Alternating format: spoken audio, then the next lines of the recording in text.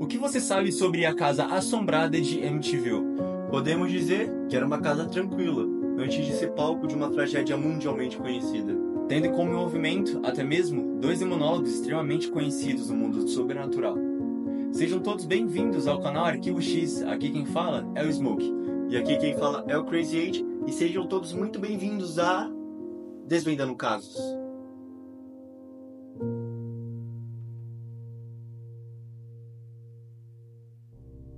Vamos falar um pouco mais sobre o caso de Amityville, High Hopes, como era chamada. Originalmente foi uma casa de estilo colonial, construída em meados dos anos 20, na cidade de Long Island, em Nova York, onde ficou mundialmente conhecida após ganhar diversas adaptações para o cinema e a literatura. A residência, cuja sua história não era nada normal, foi palco de um assassinato brutal, envolvendo 6 membros de uma família bem estruturada e completa, os DeFeo.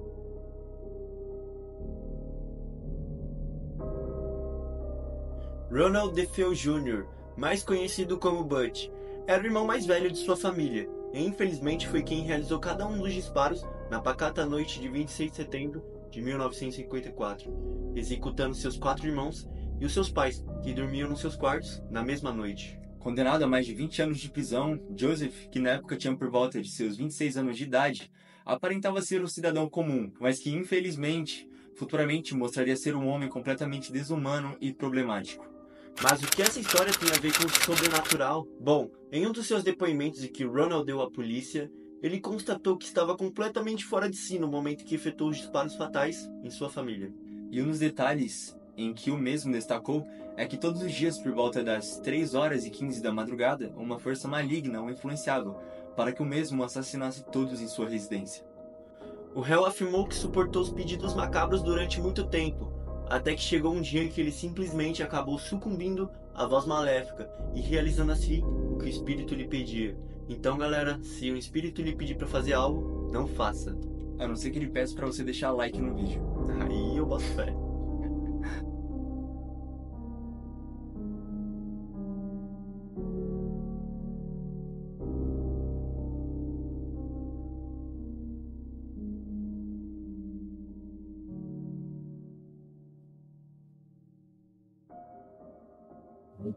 There's one major question about this crime which still hasn't been answered, the question of motive. It's reported that Ronald DeFeo Jr. stood to gain about $200,000 in life insurance from the death of his family. Police say they're not ruling that out as a possibility. No doubt it's one of the questions that will be considered by the grand jury this week. In Amityville, Long Island, Bill Barnes. O Dr. Harry Zolam, psiquiatra do Ministério Público, deu sua declaração sobre o caso e constatou que, embora DeFeo fosse um usuário de heroína e outras substâncias, e ainda possuísse traços de transtorno de personalidade antissocial, ele estava plenamente consciente quando cometeu os crimes. Então quer dizer que ele era tão normal quanto nós. Tão normal quanto nós. É o que aparentava, né? O caso deu o que falar, saindo em diversos portais de notícia na época. E felizmente, em 21 de novembro de 1975, DeFeo foi considerado culpado em 6 acusações de homicídio em 2º grau. E foi condenado a 6 penas consecutivas de 25 anos de prisão, o que dá em média uns 150 anos por aí. Então o cara acabou apodrecendo até morrer na cadeia. É, todo mundo tem o que merece. How do I ever explain to myself or come to make myself live with the fact that I killed 3 defenseless children? First of all, you're wrong when you're saying about defenseless because everybody in that house was defenseless. Only one person had access to a handgun. Between my mother and father. He never got a chance to get it. She did.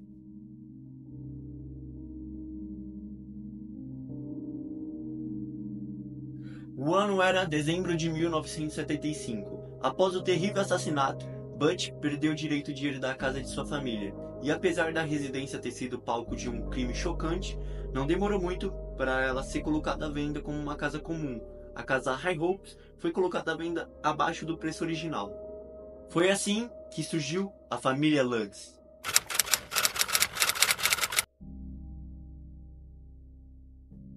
George Lutz, nascido em 1º de janeiro de 1947, na cidade de Long Island, em Nova York. Cat Lutz, nascida em 13 de outubro de 1946, na cidade de Massachusetts, nos Estados Unidos. O casal George e Cat Lutz adquiriram a antiga mansão dos DeFeo um ano após os assassinatos, pela pechincha de $80 mil. A casa ela era grande, ela possuía em torno de 6 quartos e uma piscina. Porém, contudo, a estadia da família não iria durar muito, que é o óbvio. Não é fácil você contar pra alguém que você foi atirado da escadaria. Não é fácil contar pra alguém que a sua cama quase ia parar no teto. Quando eu começo a falar disso, essas coisas ficam presas aqui. Segundo os relatos, coisas estranhas começaram a ocorrer. Móveis da casa se mexiam sozinhos, cruzes ficavam de ponta cabeça, além deles escutarem diversas batidas no assoalho. Eu ficaria completamente chocado com essa notícia. Eu também, mano. Até eu, mano. Mas gosto dessas coisas, eu ficaria meio pá, tá ligado? De ficar na casa. Chocado, porém não surpreendido. George Lutz também relatou que, durante sua estadia na casa, algo sempre o acordava por volta das 3h15 da madrugada. Coincidentemente, o horário que o DeFeo matou a sua família. Coincidentemente? Ou 3 horas é a hora do capítulo? Pô, mano, fica a mesma hora, né? Originalidade, hein? Os Warren. Todos vocês devem conhecer o casal de demonologistas chamado Os Warren. Ed Warren Miney nasceu no dia 7 de setembro de 1926, em Connecticut, nos Estados Unidos. Ele lutou a Segunda Guerra Mundial como um oficial da Marinha e logo mais veio a se tornar uma das maiores referências mundiais quando se trata do sobrenatural. Eles foram muito conhecidos, mano, tanto aqui no Brasil quanto lá fora, graças aos filmes também. Exato, foram o que mais alavancou a carreira deles. Todo o seu histórico levou a escrever diversos livros e deu várias palestras sobre assuntos de possessões demoníacas. Lorraine Rita Warren. Nascida no dia 31 de janeiro de 1927. Lorraine foi essencial para a vida e para o trabalho de Ed, por conta de seu dom médium. Ela era a única pessoa do casal que sentia a presença do mal sem a necessidade de outros aparelhos externos de investigação. Uma das coisas em que ela afirmava antes de falecer foi que a mantinha viva durante todo esse tempo foi o grande amor em que ela sentia por seu marido. Bom, o casal eles precisavam um do outro, sabe? Pra poder manter a conexão. Acho que ela foi essencial quanto o Ed. O Ed por fazer exorcismos e ela por investigar mais a parada do sobrenatural. Sim, eles dois, um precisava do outro, tá ligado? Exatamente. O casal Ed e Lorraine Warren foram conhecidos pelos seus casos bem famosos, como a boneca Annabelle e o mistério da família Perron. E não é mistério pra ninguém que eles eram ótimos profissionais e conheciam o mundo do sobrenatural como ninguém. Exatamente. Qualquer referência do sobrenatural que você pesquisar, além da série, é claro, vai aparecer os Warren, nos seus diversos casos. Eles tinham um porão repleto de história. Por mais que tenham tido, 4 ou 5 filmes, que eles apareceram lá no galpão deles, não no galpão, mas no sótão, tá ligado? Era sótão ou era porão? Porão, né? No porão, tinham diversas outras coisas. Objetos que contam histórias diferentes, entendeu? Objetos amaldiçoados ou então possuídos por alguma entidade. E que com certeza dariam ótimos filmes, porque eu acredito que todos que estejam aqui no canal gostariam de saber um pouco mais sobre a história de cada um dos objetos que estão ali, mano. Porque não tava lá só na bem, tá ligado? Eu mesmo fiquei muito curioso quando eu vi as armaduras samurai lá, tá ligado? A gente pode dar mais ênfase em um outro vídeo sobre os objetos amaldiçoados e os possuídos aqui no canal. Só basta que vocês comentem.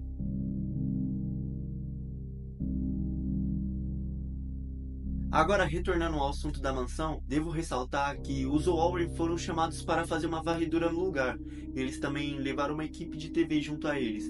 Mas uma das fotos tiradas no local, parece que um garotinho estava entre a fresta da escada, sabe? Durante as gravações não existia ninguém na casa, nenhum dos filhos dos Lutz. 7 da manhã do dia 14 de janeiro de 1976, após 28 dias da estadia na casa, os Lutz deixaram todos os seus pertences dentro da casa, dizendo que foram expulsos de lá por uma presença maligna que os repeliam da residência. O que se esperar, né, de uma casa que tem título de mal assombrada? Exatamente, velho. O que eles esperavam? Mano, se tá barato é porque tem história. Se tem placa, tem história. A história assombrosa dos Lutz, somadas ao depoimento de Butch E o fato inexplicável dos corpos da família DeFeo serem encontrados deitados de bruço, sem nenhum sinal de luta e coincidentemente sem a presença de sedativos em seu organismo, criou uma gigantesca atmosfera paranormal ao redor do crime. E o que a gente ressaltou aqui foi a posição dos corpos, que foi algo muito investigado pelos policiais, né, da época, quando viram, porque foi algo muito intrigante. Porque eu não sei se vocês já escutaram um barulho de uma arma, assim, próximo de vocês assistiram algum vídeo. Exatamente. Né? Bom, não sei se você sabe, mas a arma usada nesse caso foi um rifle 0.35, que eu dei uma pesquisada e, cara, ele faz um barulho estrondoso. Então, não sei, nem com supressor daria pra abafar isso, e a casa devia fazer um eco da poxa, né? E levando em consideração que todas as pessoas da casa foram mortas em sequência, não encontraram uma explicação plausível para que do porquê, na verdade, de ninguém ter se assustado com os disparos no momento das mortes. Exatamente, o que só não resta teorizar se foi fato sobrenatural ou se realmente Butch estava sobrecarregado com a vida, sabe? Então, fica a partir de vocês acreditar ou não. Embora tenha sido um caso com tamanha proporção, tipo, a gente tem que levar em consideração que essa proporção ela veio devido ao tempo. Exatamente. Entendeu? Não foi um baque assim mundial da hora, sabe? Teve os filmes, teve os livros e por isso virou uma coisa tão grande. Eles tentaram até esconder por um tempo, mas conforme a família dos Lutz, eles moraram na casa, aí veio as obras de ficção, depois as Warren. Exato. Daí deu todo esse boom que alavancou a casa de Amityville. Porém, só nos resta teorizar aqui, né? Porque falta de provas e também o cara já morreu, não tem nem como falar. Mas enfim, nós podemos trazer também em próximos vídeos com as entrevistas em que o DeFeo deu antes da sua morte, porque houveram outras vezes em que ele apareceu em outros tribunais, em outras entrevistas. Então, se vocês querem ver o conteúdo desse, é só você deixar aqui abaixo que a gente vai estar respondendo todos vocês. Exatamente. E foi esse o vídeo. Espero que tenham gostado e fiquem para a próxima ação de terror. E eu sou o Smoke. E eu sou o Crazy 8, deixando o nosso recado aqui. E até a próxima.